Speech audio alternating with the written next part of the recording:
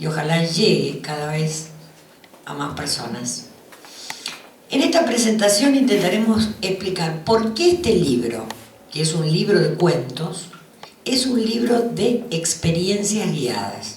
Como raro el nombre, ¿no? Una experiencia, pero que es guiada. Pero antes nos parece importante, para conocimiento de todos ustedes, hacer algunas consideraciones sobre la obra de Sylow.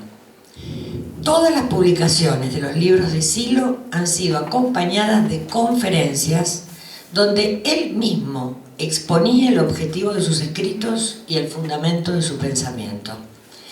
La presentación de este libro, Experiencias Guiadas, se hizo en el Ateneo de Madrid, por él, el 3 de noviembre de 1989, y está incluida en la introducción del libro.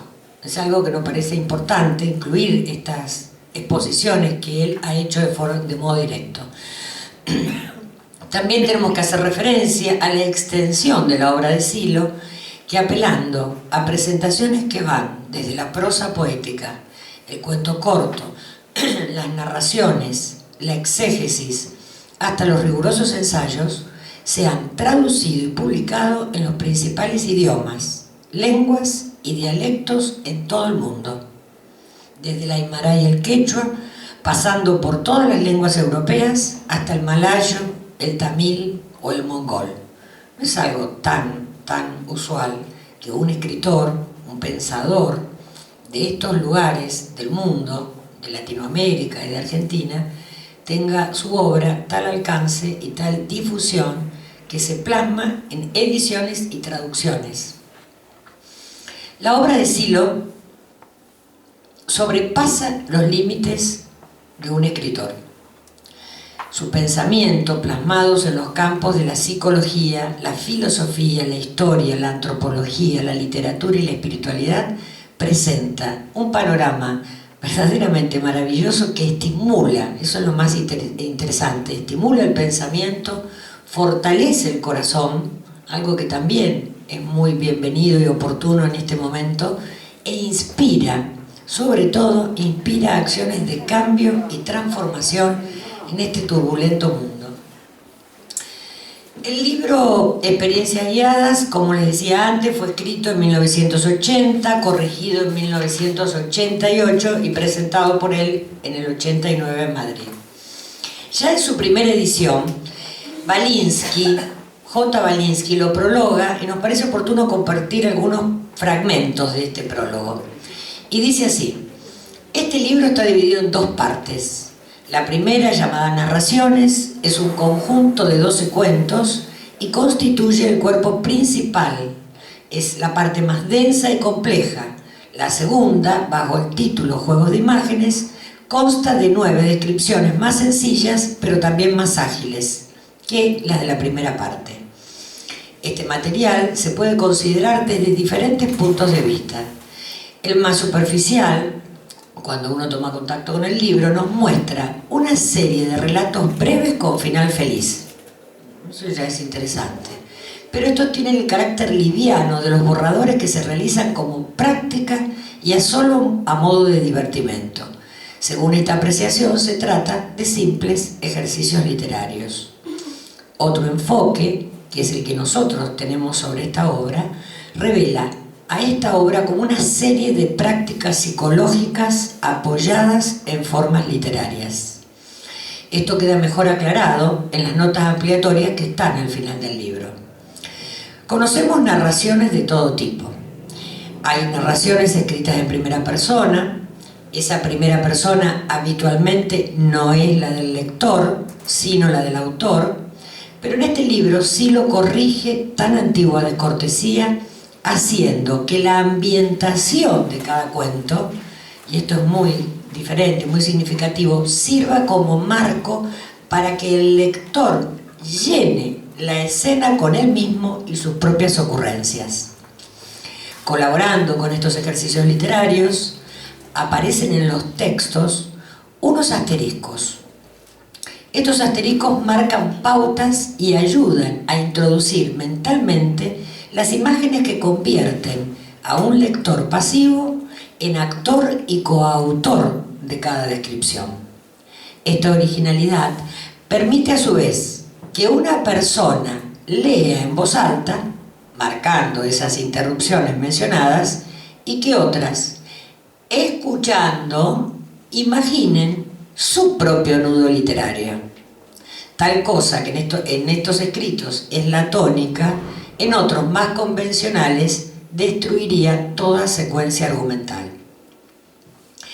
Así, Balinsky nos hace esta introducción, pero veamos ahora cómo lo explicaba Sylow con un párrafo en esa presentación de Madrid. Dijo así: bien, como se ha comentado, se trata de pequeños cuentos en los que un asteriscado permite detener la secuencia a fin de colocar en ese momento la imagen que al lector le parezca adecuada. De esta manera se continúa el desarrollo, pero ya dinamizado el nuevo elemento introducido. Veamos un caso, apenas un breve pedacito. Veamos el caso que bien puede ser de la primera de las experiencias, que es el niño. Y dice así, uno se lo va imaginando. Estoy en un parque de diversiones. Es de noche. Seguramente que vamos a estar en distintos parques de diversiones. Depende de lo que hayamos conocido, lo que nos imaginemos. Entonces ahí ya estamos poniendo cada uno de nosotros nuestro propio parque de diversiones. Estoy en un parque de diversiones. Es de noche. Veo por todas partes juegos mecánicos plenos de luz y movimiento. Pero no hay nadie. Sin embargo, descubro cerca mío a un pequeño de unos 10 años. Está de espaldas, me acerco y cuando gira para mirarme advierto que soy yo mismo cuando era niño. Asterisco. Pausa. Algo sucede ahí, en eso que voy imaginando, en el que me encuentro con un niño y cuando lo veo resulta que soy yo cuando tenía 10 años. Entonces nos damos un tiempo para que se vaya desarrollando esa secuencia de imágenes en cada una de las personas. Es decir, si el relato de esta experiencia, el asterisco, es decir, interrupción para ponerme a mí mismo en cuanto a imagen tal cual sugiere el escrito. La historia continúa, dice Sylow. Le pregunto qué hace allí y me dice algo con referencia a una injusticia que le han hecho. Se pone a llorar y lo consuelo prometiendo llevarlo a los juegos. Él insiste en la justicia. Entonces, para entenderlo, comienzo a recordar cuál fue la injusticia que padecí a esa edad. Y ahí uno, asterisco, entra con sus propios contenidos, sus propios recuerdos, su propia experiencia, evoca alguna situación de injusticia que padeció cuando era niño, a los 10, 9, 12, no importa. Es un juego de imágenes. Con lo dicho anteriormente, queda explicado la mecánica de lectura de las experiencias guiadas. Por otra parte, existe un esquema de construcción al que se ajustan todas ellas. Primeramente, hay una entrada en tema, una ambientación general, luego el aumento de la tensión dramática, por así decirlo, y en tercer lugar, una representación vital problemática. Cuarto, un desenlace como solución al problema. Y quinto, una disminución de la tensión general. Y sexto, para finalizar, una salida no abrupta de la experiencia, generalmente desandando algunas etapas ya vistas anteriormente en el relato. Hemos de agregar algunas otras consideraciones respecto al armado del enmarque de situación, del contexto en que se da la experiencia. Si es que necesitamos colocar al lector en un punto en el que toma contacto con él mismo, debemos distorsionar la estructura del tiempo y el espacio, siguiendo la enseñanza que sobre esto nos dan los propios sueños. Debemos liberar la dinámica de la imagen y quitar las racionalizaciones que impiden un fluido desarrollo. Si podemos además desestabilizar el registro corporal, la posición del cuerpo en el espacio, estaremos en condiciones de hacer aparecer preguntas referentes a cualquier momento de la vida del lector o inclusive a momentos futuros como posibilidad de acción a realizar. Interesante, ¿no? Porque esa mecánica existe en nosotros porque es lo que se produce en los sueños. Pero acá está llevado a prácticas, ejercicios que podemos realizar con relatos guiados. Eso decía Silo en la presentación, ¿no? Con este esquema de entradas, núcleos problemáticos, desenlace u opciones de solución, se van tocando en los diferentes relatos temas que en mayor o menor medida afectan a todas las personas, como son el temor irracional, la fobia, las tensiones viscerales, las perturbaciones cotidianas, los conflictos con el propio cuerpo, los fracasos, las falsas esperanzas y hasta el tema del sentido mismo de la vida. Temas que nos atraviesan a todas las personas en todo el mundo. Seguramente, en cualquier lugar del mundo, una persona puede reconocer alguna injusticia vivida, como la que se plantea en la experiencia del niño. Esto hace a que las experiencias guiadas tengan esa universalidad, que trasciendan culturas y tiempos. Ahora, no más. Vamos a la práctica, vamos al ejercicio. Los invito a entregarse a un juego de imágenes. Los invito a realizar la experiencia, la más cortita, elegimos, para que sea breve. Se llama la nostalgia. Y bueno, la nostalgia. Seguramente de alguna situación tenemos nostalgia. Les propongo relajarnos un poquito. No sé si me voy a poner acá al costado para leerlo ahora. Ah, no, está.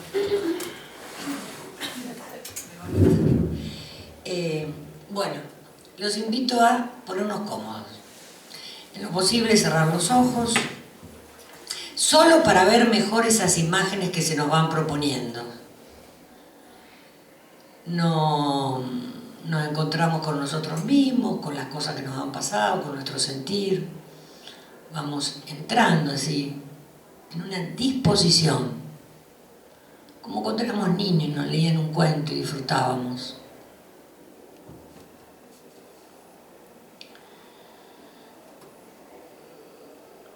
Vamos a entregarnos al relato, hacia la intimidad de los recuerdos, de nuestros propios sentires. La nostalgia. Las luces coloreadas destellan al ritmo de la música. Tengo al frente a quien fue mi gran amor. Bailamos lentamente y cada flash me muestra un detalle de su rostro o de su cuerpo.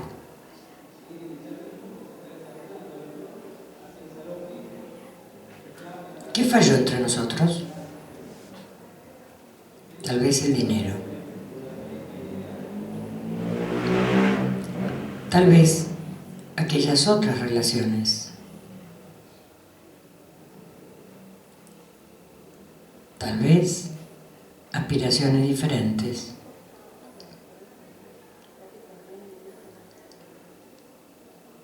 Tal vez el destino, o eso tan difícil de precisar entonces.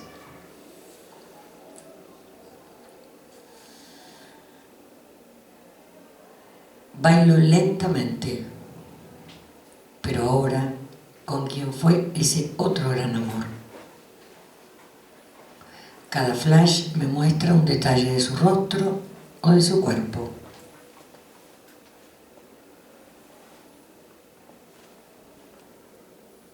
¿Qué falló entre nosotros? Tal vez el dinero. Tal vez aquellas otras relaciones. Tal vez aspiraciones diferentes.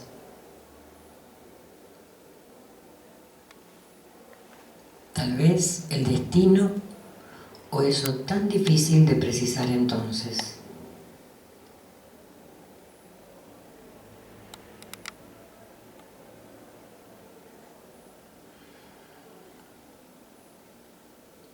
Yo te perdono y me perdono, porque si el mundo baila alrededor y nosotros bailamos, ¿qué podemos hacer por las férreas promesas que fueron mariposas de colores cambiantes? Rescato lo bueno y lo bello del ayer contigo.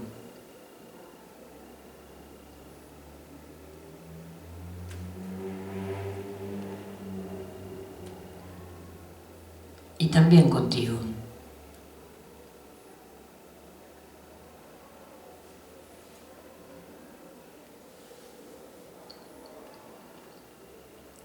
Y con todos aquellos en los que encandilé mis ojos.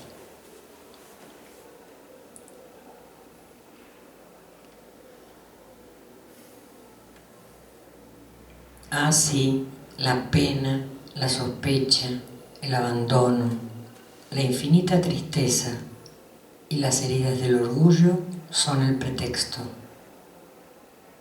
Qué pequeños resultan al lado de una frágil mirada. Porque los grandes males que recuerdo son errores de danza y no la danza misma. De ti agradezco la sonrisa leve, de ti el murmullo, y de todos aquellos agradezco la esperanza de un amor eterno. Quedo en paz con el ayer presente, mi corazón está abierto a los recuerdos de los bellos momentos.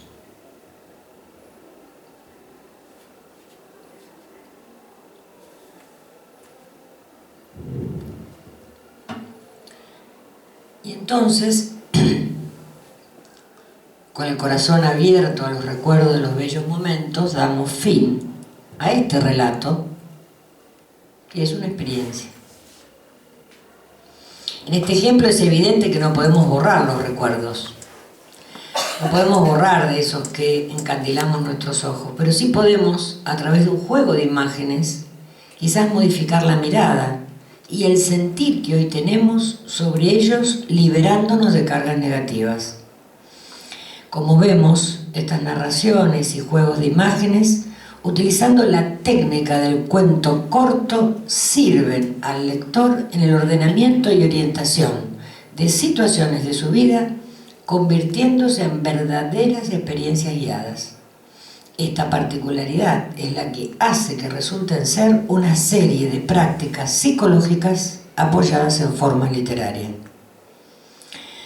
Así, con la simpleza de un libro de cuentos, Silo nos acerca a estas experiencias guiadas que, fundamentadas en su teoría psicológica de la imagen, tienen la virtud de producir profundas reconciliaciones, tienen la virtud de positivizar la existencia, tienen la virtud de fortalecer el contacto con nosotros mismos y favorecer la búsqueda del sentido de la vida. Son cosas significativas, importantes, ¿no? La reconciliación, positivar, el encuentro con nosotros mismos. Es decir, son valiosas herramientas para superar todo aquello que nos genera sufrimiento en nuestra vida. Para finalizar, y ya terminamos, y a modo de testimonio y en base a mi experiencia, puedo afirmar que este libro es uno de los bondadosos regalos que Silo nos hizo, o mejor dicho, uno de sus esperanzadores aportes a la humanidad para superar el sufrimiento. Gracias, Silo. Gracias a todos ustedes.